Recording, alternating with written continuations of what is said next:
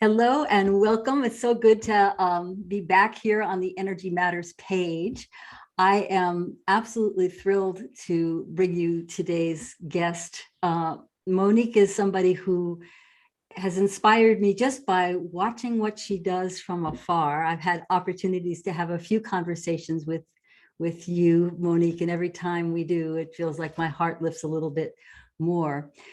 Monique is an absolute expert in working with your ancestors and healing ancestral wounds. And that's what we're going to be talking about today. So Monique, tell us a little bit about your work and how you started. How did you get into it? Yeah, I got into it really by way of my own ancestors, right? Before they became ancestors. Listening, as a child, I loved to listen to the stories of the elders and sit at their knee and ask questions and, just breathe in their wisdom. And then I started working, well, my mom and my aunt did some genealogy research and wrote our family history. They wrote a book that they worked on for 10 years. And on one of their trips, I got to go with them to the plantation that my great great great grandmother was on, right? Wow, that And must I have got been to go with my incredible. grandmother and my Wow. mother and my aunts. And it was a very chilling experience. It was one that I'll never forget. What were And some of the things that when you think about it, if you go into that moment for just a second, you're walking into this place of um, enslavement of your ancestor, what was happening inside of you? What were you thinking and feeling? And can you tell us a little bit about what that was like? yeah, I had mixed emotions about it. On our way to the plantation, we were kind of laughing and talking and, just having, the usual time that you have when you're together with family. And then we made a left-hand turn down the road leading to the actual plantation, and silence came over the vehicle. I mean, it was chilling. Mm. And they gave us permission to go to where the grave sites were, and they were up a very very tall hill, and so we climbed this hill, and the energy of just being in this place was truly overwhelming. I mean, Mm. it really was overwhelming, but there was also a sense of comfort that I felt. Mm. I felt like there were messages there. There was a reason why I was there, not Mhm. just to do the research, but just an energetic connection that needed to take place.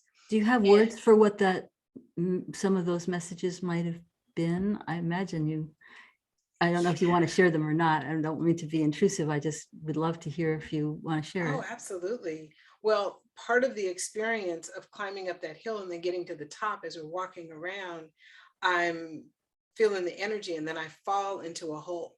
Like one of my legs goes into a hole. Mm. And the first message I got was, "You're safe. You're okay. Mm. Thank you for being here. We're happy you're here. We want you here. We have messages for you. And many things will begin to shift and change in your life over the next few months." Mm. And not long after that, I actually left corporate America.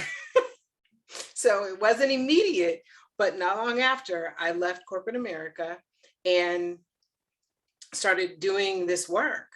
But while I was there was this sense of peace that came over me to hear what they had to say. And I felt like there were more messages, and then I needed to do more to really connect with their energy, to really connect with them. And that is really what I set out to do over a period of time after, leaving there. It My sounds like it's, grandmother, I want to hear what you're going to say about your grandmother, but it sounds like being there, you were tapping into a biological ancestor, but it sounds like you were also tapping into a lineage of ancestors, of spiritual ancestors, of folks who have been part of what the ground that you've grown from. Is that, absolutely. Yes, yeah. that is absolutely accurate. I felt a connection to the grandmother that had walked that land and who was there.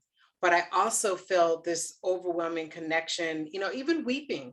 I felt some sorrow and some sadness, but I also felt and some anger even. But what I felt more than anything was this feeling of peace by them that I had come, Mhm. and that I was there, Mhm. and that I felt chosen to really understand their messages. I felt chosen to share their messages and to really tap into their wisdom in a way that changes lives for other people as well. Mhm. And they are the ones that I sat with for months and really connecting with for months to really kind of understand, where is it that I need to go? What is it that I need to be doing? And, that didn't happen overnight. There were steps that I took. But since then, I've continued to connect with them. And in that connection with them, they started helping me really create this Ancestress Rising story where ancestors are really wanting to support us and help us. So, this Ancestress Rising piece, where a lot of the women in my lineage that were showing up and coming up and saying, we weren't allowed to do these things when we were walking the earth, but you're here now. And there are many of us that are not even your blood relatives, that are the relatives of others that really want this support and this help. And it was through them that I created this program, and that I created a program to help people not only heal the ancestral wounds, because we definitely need to do that, but also partnering with them, partnering with that wisdom, that guidance, they help us open doors, they help us heal, they help us be creative and resourceful, they help give us courage. And they really wanted me to connect with that. And that was all a part of the messaging that has come along the way. So sometimes when I'm thinking back to that experience, it becomes difficult because there's been so many interactions with them, right, over the years, that it really has shifted and changed.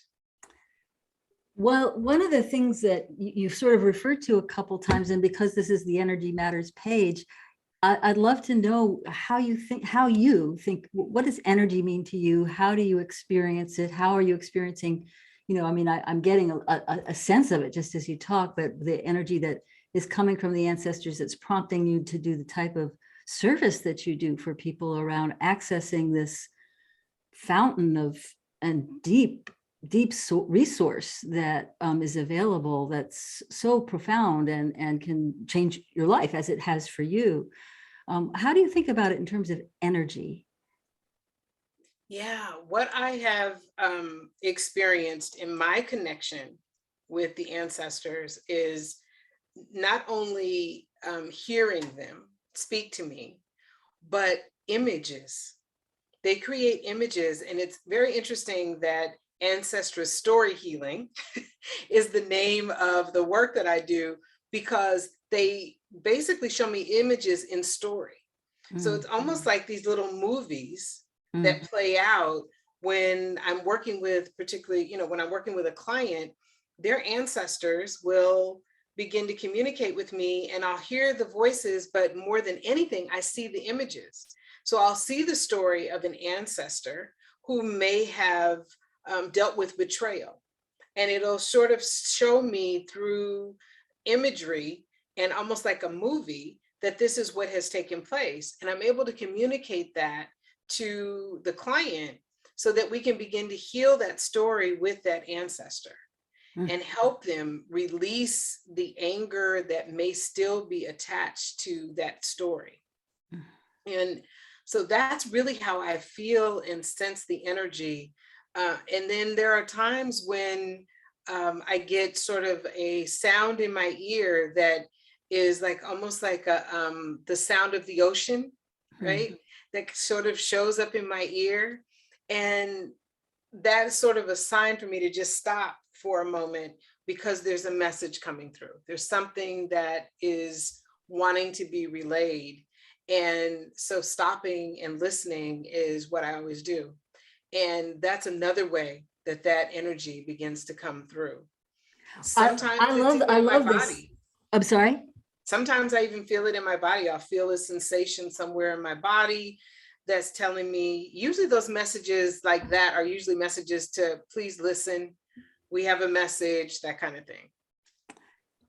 I love that. And I love what you said about that sound, because there's actually a Qigong exercise that I have done with students where you do this particular movement and then you bend, you do it with a partner and you bend their wrist and then you listen for the sound to hear. And of course, this wrist is like it's moving into the Laogung point, to the points where we're basically healing and transmitting and also receiving. So it's like sort of listening to the portal. And so it just feels very related to what you're saying, that when you're listening, you're taking time, you hear this whoosh of the ocean sound, and then you know that there's something there that's more profound and that's deeper that's coming through. It's sounds super, super powerful. How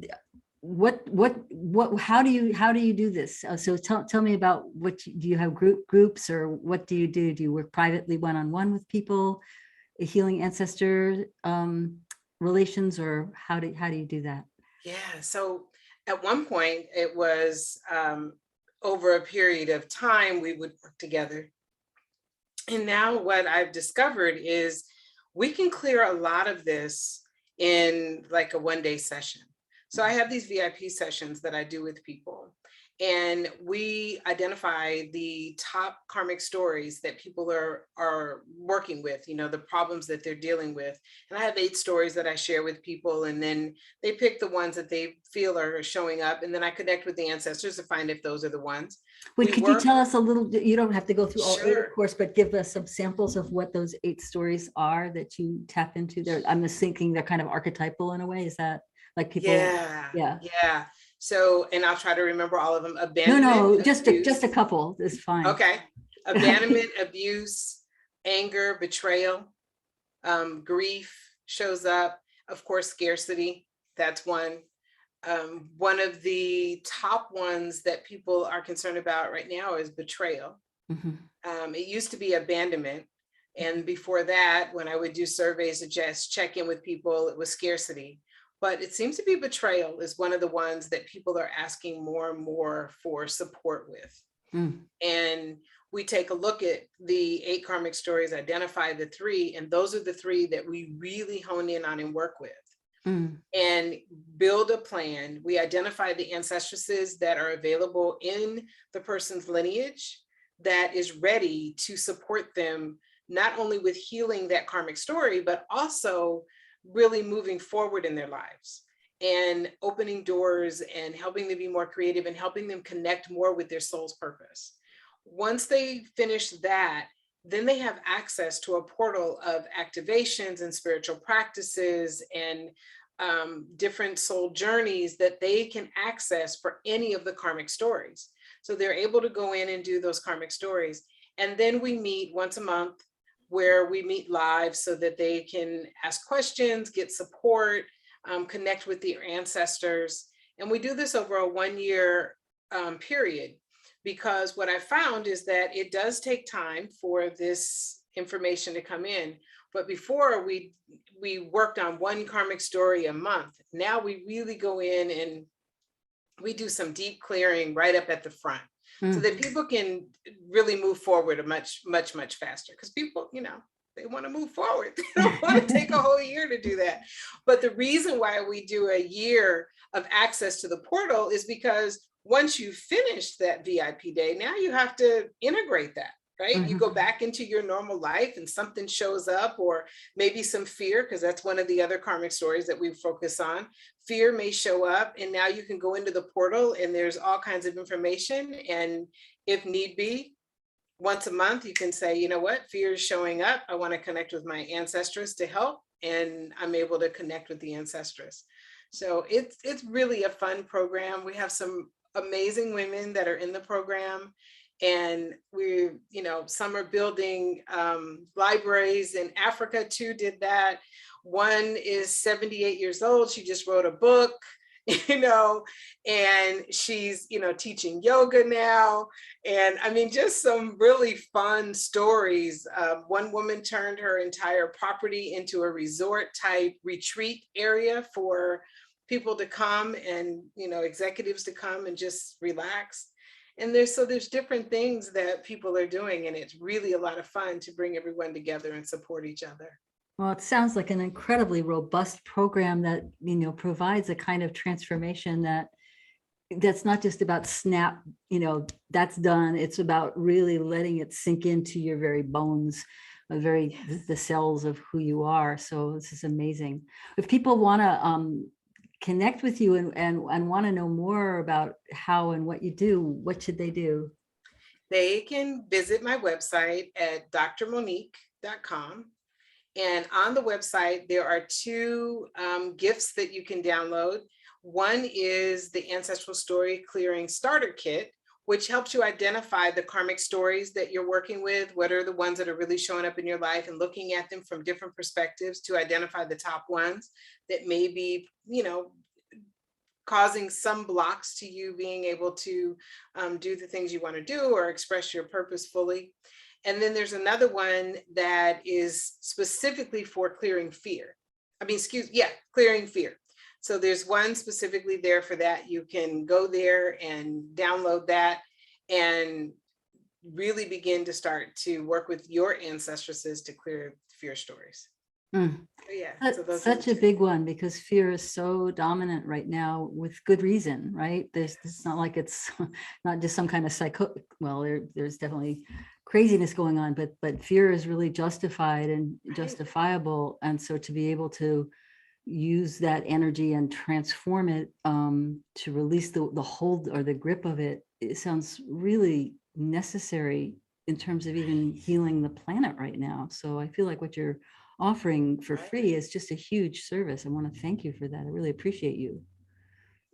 Thank you. Yeah, you're right about that. And thank you. Yes, you're right about the fear piece, because if we even look back through history at the fear that people were under, the fear around losing a loved one, the fear of going to war, the fear of not having enough of whatever it is. I mean, there's many, many fears that our ancestors experienced that may be playing a part in how we're handling our own fear now. And that is why I created that, because there were so many people that were telling me that they needed help with, really clearing the fear. And yeah, because it can be immobilizing. I mean, I'm thinking of several friends just right off the top of my head who are, well, and I think me too, or traumatized, say, by Buffalo, or by, what happened in Buffalo, or this anniversary that's coming up on the 25th of the lynching of George Floyd. I mean, that there's so many ways to trigger this sort of old traumas that it seems to me that so many people are being driven by fear right now, right? That fear is sort of what's sort of driving them to do or not do.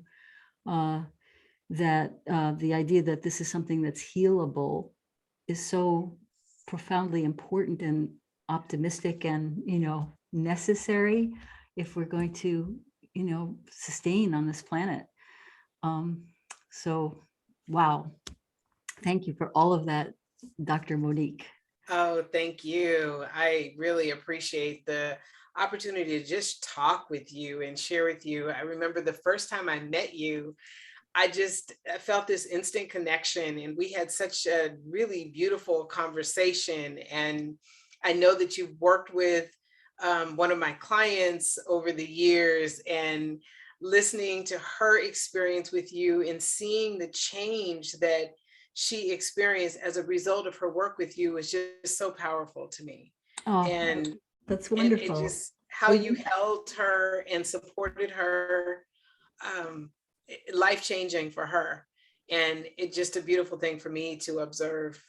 Oh, thank you so much for that. I didn't even know that. I do remember that conversation really well. It was a dinner party. Who would think that I would feel this level of depth of conversation that we just dove in. It felt like, oh, hi, old friend. I haven't seen you for a couple of days. Let's just go back into what really matters. And we were right there. At the same time, we were getting to know each other a little bit. So it's very precious to have this connection with you. I so much appreciate it. Yeah, thank you. Is there any final words that you want people to know or to think about in terms of energy and ancestresses that you want people to sort of think about as we bring this to a close? I do. Oftentimes people say to me that they don't know who their ancestors or maybe they don't have connections to their birth families. And I just want to say, you don't have to know them in order to do this work. You don't have to know them to connect with them. You can simply start by asking them to be present, by asking them for support, by letting them know that you're welcoming them. Because what we do know is we all have a mother and a father, and they had a mother and a father. So we know that they're there. We know that they're there, and we can invite them in. And so I just want to share that. Which just brings me to another quick question. I feel like I always want to talk to you more. No matter how much time I get, I always want more. But one of the things that you found when you went to the plantation of your ancestor was that there were also other ancestors that were not necessarily your bio ancestors, but they were still speaking to you. And so I'm thinking that there's something also about spiritual ancestors. Is that part of what you experience with your clients who are doing this level of, really, it feels like cellular transformational work that's coming through, because I always think that there's sort of both, right? There's the biological ancestors, but then why am I so drawn to certain things that don't have anything to do with my cultural lineage? What is, for example, what am I, a white European woman, doing with, in love with Qigong? Why is that? Not that I'm trying to claim anything about anything, but just that there's spiritual, I have different ways in which have been confirmed that I have this spiritual ancestry that guides me, that doesn't have to do with the Italian, Jewish, Arab lineages that are me. Right. Yes, there are spiritual ancestors and guides, or, people call them different things, that are, really, we feel a real connection to. They're a part of our soul family. They, there was some connection at some point. And I also have found that, let's say there's an ancestor that that we feel really connected with. That ancestor may have had a connection to the ancestor of someone in another country, in another place, someone that we would never even know, because we're talking 12, 13, 14 generations back. So there's different connections that they may have had that are also fostering those connections that you may be feeling to other cultures and other healing modalities and other people. And so it's very beautiful that way, that there is a bringing and a coming together that takes place. Yeah. The other thing that happens too is that we can also receive support and guidance from ancestors that are non-blood related. They can connect with us as well. And I know a number of my clients who have people in history that they just feel a real sense of connection to. And some of that could be because there were some ancestral connections. It could be that there's spiritual and soul connections, but they will also create on their altar a space for these non-blood related ancestors to come through and support them as well. So they're come from multiple ways. Oh, that's so beautiful. It's a sort of a 6 degrees of separation in the spirit world, plus then the other more mystical, mystifying ways in which we are all connected. Thank you so much for taking time out of your day, Dr. Monique. I love seeing you, and I will just say to folks, I'm glad you watched this video, and stay tuned for future Energy Matters discussions. Thank you. Thank you for inviting me and having me here. I enjoyed talking to you as always.